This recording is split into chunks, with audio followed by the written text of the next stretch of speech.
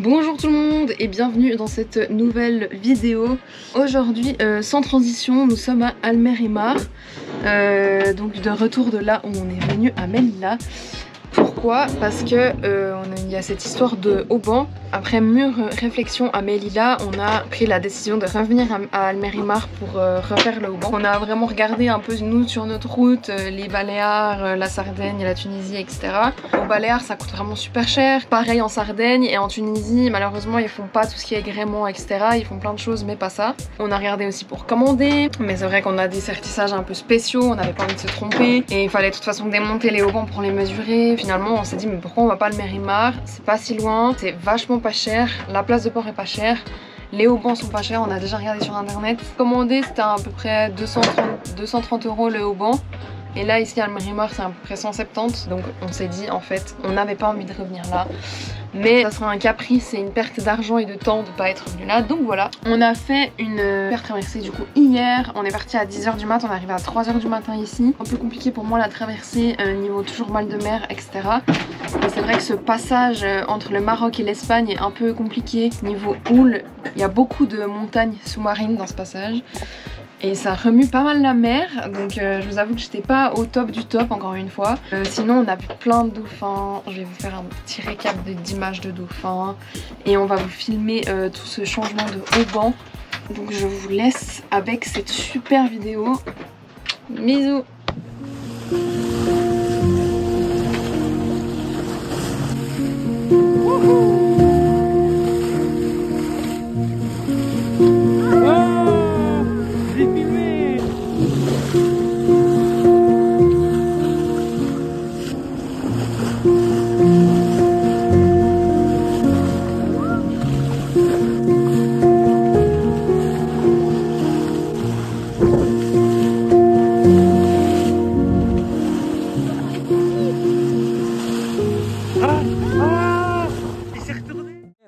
L'arrière ou l'avant en premier? L'avant il est gros et l'arrière il est petit. Ça a pas vraiment d'intérêt.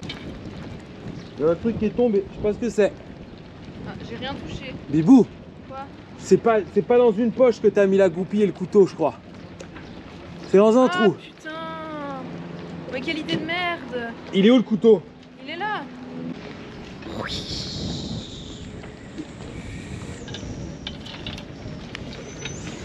C'est pas sans effort, hein. Bravo Oriane, hein. Celle qui était tout en haut du mât là. Franchement, en plus il y a du vent. Mais on l'a enfin, il n'y a plus qu'à l'amener chez le gréeur. Bon, en vrai ça va, mais oups, pardon. Ah mais c'est juste que je vais vous montrer comment c'est. C'est une sorte de canule qui rentre dans le mât dans un trou. Une coquille. Ouais, c'est une coquille, mais qui peut sortir que sous un seul axe bien précis. Déjà de 1, j'avais un peu mal compris dans quel axe elle sortait. Donc au début j'essayais dans le mauvais axe, j'étais là ça sort pas, ça sort pas, ça sort pas. Et en fait, je vais vous montrer. C'est la canule comme ça, il y a un trou dans le mât, donc en fait dans le mât on voit que ça c'est le mât comme ça. Et en fait elle sort que, il faut l'enfoncer dans le mât, la pivoter comme ça et la sortir comme ça. Et en fait le problème c'est qu'il y a le poids du hauban qui tire contre en bas, le poids de la barre de flèche. Donc j'avoue que c'est un peu la galère, j'ai bien galéré. J'espère que je vais pas trop galérer à remettre et enlever l'autre, mais bon, on verra. Bon voilà, on a un hauban tout nu, sans plus rien dessus. Mais étant donné que là il est genre midi ou 13 h, ou je sais pas quelle heure en fait. Quelle heure il est, Mi? 1 h. 13 h. Je pense que la rigging s'est fermée. Du coup en fait on a notre hauban, mais on va pas... Au moins on l'a enlevé, franchement c'est une bonne chose de faite. Mais il faut qu'on retourne à 17 h quand le mec il rouvre. Donc cet après-midi on va aller dire bonjour à nos copains qu'on leur a pas dit qu'on revenait à Almer-et-Mar. Et on va leur faire la petite surprise. S'ils m'ont déjà pas vu en haut du mât, mais je pense pas. Donc voilà, et après on continuera jour après jour ces haubans, toujours avec la même technique. Alors on est le lendemain du premier démontage de galoban et je vous explique un petit peu ce qu'il en est. Donc pour démonter un galoban quand il y a le mât encore sur le bateau, il faut maintenir le côté où on va enlever le galoban avec des drisses. Donc moi j'ai opté pour une autre solution. J'ai mes 2 écoutes de spi ici qui sont accrochées en tête de mât. Et j'ai une écoute qui avec un nœud de tension et une écoute qui passe sur le taquet et que j'ai reprise au winch ici. Et aussi, j'ai rajouté d'autres choses encore.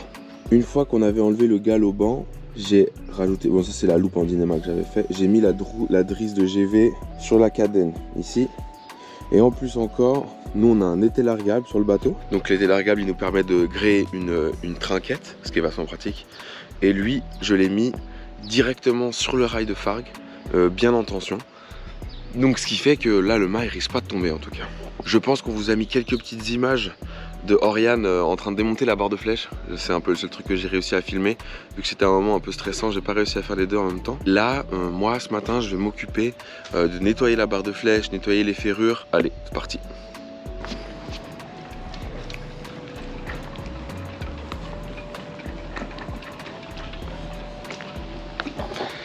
Voilà, donc je suis allé chercher le deuxième câble. Et là, j'ai remonté la ferrure de bout de barre de flèche sur le nouveau câble. J'avais marqué sur l'ancien, j'ai récupéré l'ancien. Je les ai mis bout à bout là-bas.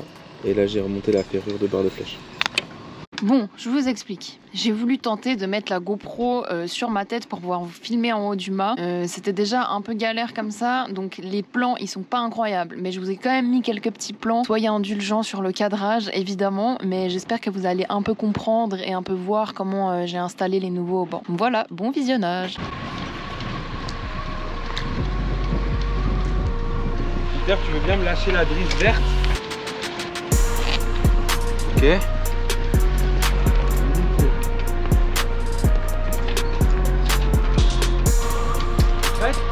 Ouais. Non mais stop, monte pas trop.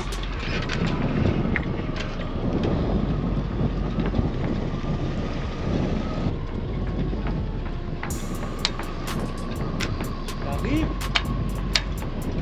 J'en ai mis un. Yes. Mets les deux, tu mettras les coupés en C'est ce que je fais. Encore avec l'éolienne ou pas? Oui, oui.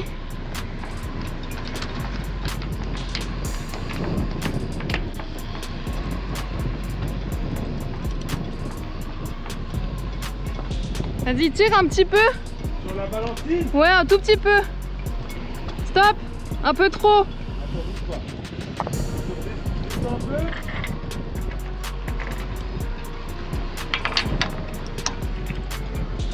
Ça peut être avant-arrière aussi, hein. Ouais, j'essaie.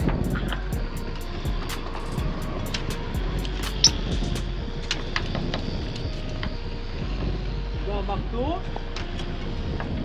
Euh... Ah, tu devrais pas normalement.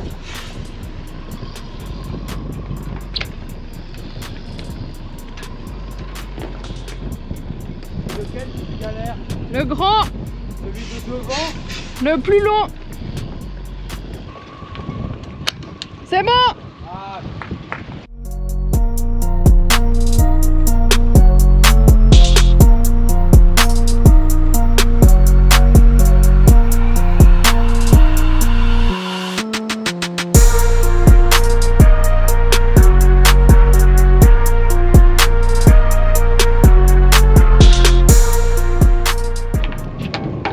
Et cette balancine, elle me casse les couilles. Oh, elle est accrochée à rien la balancine. Oui, bah elle me passe dans le nez et tout.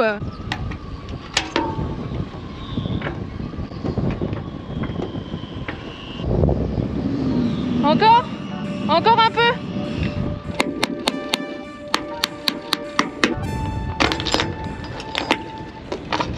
Là, j'ai réussi. Yes. Bravo. Ça va, Bi? Bof. Pourquoi? Bah, il y a du vent, c'est pas cool.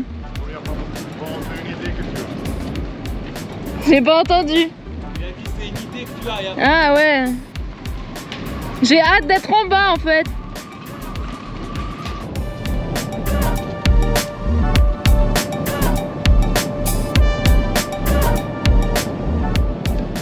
Aujourd'hui, troisième jour de la réparation du mât. Donc hier, comme vous l'avez vu, on a changé le haubans tribord et démonté le haubans bâbord. Et aujourd'hui, je vais récupérer le nouveau haubans bâbord et Oriane remonte au mât pour le remettre à sa place. En attendant, on a un peu de préparation. Comme vous voyez ici, il manque une barre de flèche. Elle est dans ma main. J'en profite pour nettoyer les barres de flèche. parce que bah, on n'y a pas souvent accès, donc ça fera pas de mal. Ça, c'est toutes les petites pièces en inox qui sont dans la barre de flèche. Donc ça, c'est les axes pour les tenir sur le mât. Ça, c'est ce qui tient le câble au bout de la barre de flèche, comme ça. Elles sont toutes un peu oxydées, enfin ça fait un moment qu'elles sont dans le mât, donc j'en profite pour faire un petit service, quoi. Je nettoie tout ça, comme ça leur fait pas de mal. Voilà.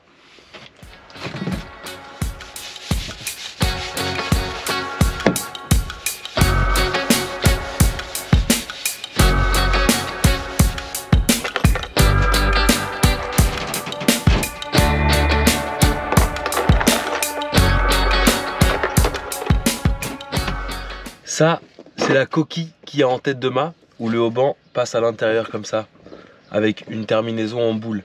C'est important de la contrôler parce que ce serait dommage de changer les haubans puis qu'elle soit fissurée et que ce soit elle qui puisse casser dans le futur. Donc un bon nettoyage et un bon contrôle, ça permet d'être sûr que tout restera solide. Dans ce bac, c'est de l'anti-calcaire et ça marche super bien, ça dissout tout ce qui a pu se coller sur l'inox pendant 40 ans.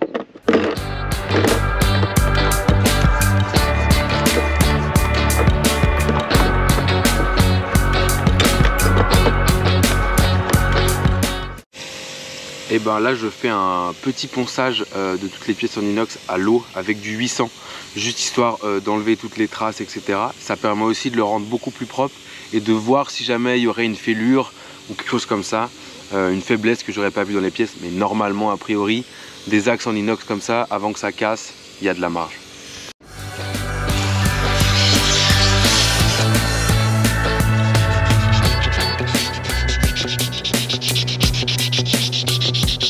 Bon bah voilà, il est 14 h, on a reçu notre deuxième haubans tout neuf. Là il y a l'ancien et le vieux. L'ancien et le vieux? Oui, l'ancien et le nouveau. Et là on va les mettre côte à côte, bien vérifier. Remettre la ferrure de barre de flèche.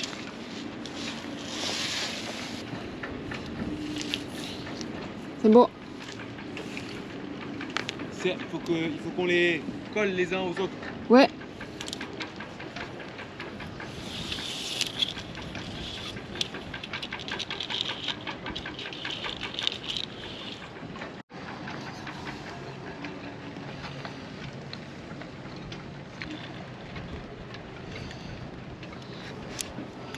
Tiens. Voilà, les galopants tribord et bâbord sont changés. C'est une bonne chose de fait. Ça a été intense quand même de faire tout ça. On l'a fait très vite, en peu de temps, mais comme ça c'est fait. Et on va pouvoir continuer la route vers l'est. Donc après avoir fini de changer les haubans, on a refait les tensions évidemment, de tout, galopant, bâbord. Et surtout le truc un peu tricky, mais on vous l'a pas filmé, mais enfin bref, on était un peu dans le stress. Ici il y a le génois qui est sur l'étai et je le trouvais assez mou, c'est-à-dire qu'il faisait quand même une grosse banane de côté quand on était au pré. Et le seul moyen de tendre l'étai, c'était de mettre une banane dans le mât en prenant du patara. Et c'était une banane que je trouvais pas très acceptable parce qu'elle était vraiment très prononcée. Et donc du coup, la solution qu'on a trouvée, enfin la solution, il y a un réglage sur l'étai. Ici il y a une platine comme ça. Cette platine elle a deux trous, un où il y a l'axe maintenant et un ancien trou avant. Donc on a redescendu l'étai d'un trou, ce qui fait que maintenant le mât est bien droit et je suis pas obligé de mettre une grosse banane dans le mât pour tendre l'étai. Donc c'est une bonne modif ça, je suis content. Notre génois il aura une meilleure forme quand on fera des allures de près. Ça a été une bonne galère hein. On a desserré le patara en entier, ravancer tout le génois avec un système de poulies et de cordes qui passe sur le davier. J'aurais dû vous le filmer, je suis désolé, mais c'était vraiment très stressant ces 3 jours là. Voilà, donc le mât c'est fait, on peut repartir en navigation safe et c'est génial.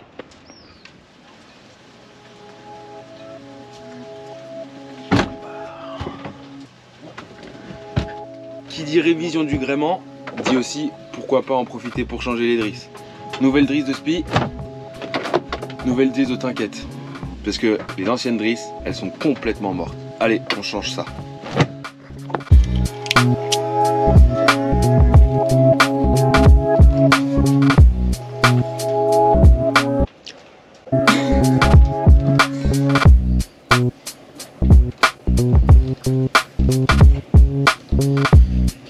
Non, c'est pas sorcier ça, il n'y a pas de... Bah, en gros, là, ils coulent les deux ensemble pour pouvoir après juste enlever l'ancienne et que la nouvelle elle passe au même endroit, quoi. Pour faire une drisse et après on les défait. On les défait quand elle est mise en place. Voilà. Bisous. Et pour le split, on a gardé vert parce que comme on est habitué à vert, au moins on sait que c'est toujours la verte. Et pour la trinquette, on a pris rouge parce que je trouvais ça un peu stylé. Parce que autrement, il y avait soit bleu, gris, pas très beau, ou bien en vert et rouge. Donc rouge, je trouvais ça cool. Et je suis déçue parce que les drisses qui sont genre rose fluo, violette et tout, on est obligé de les commander.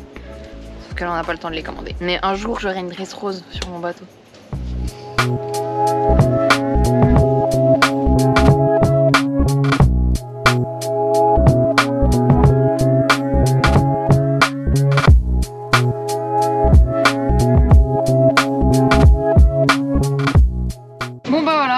Après avoir un mât tout propre, des nouvelles drisses, on est paré à partir. Là on est dimanche, donc on a fini vendredi, donc là hier et aujourd'hui on se repose. Et demain matin on part à 9 h pour aller à Mar Menor, c'est un étang qui est au-dessus de Carthagène. Donc on prépare un peu le bateau, on part demain pour 30 heures de nav à peu près. Et voilà, on est au taquet, trop bien, trop génial. Et la prochaine vidéo, ça sera de la nav, on vous filmera cette fameuse navigation. Et voilà, trop hâte de continuer à avancer dans notre voyage. On vous fait plein de gros bisous et on vous dit à bientôt. Bisous.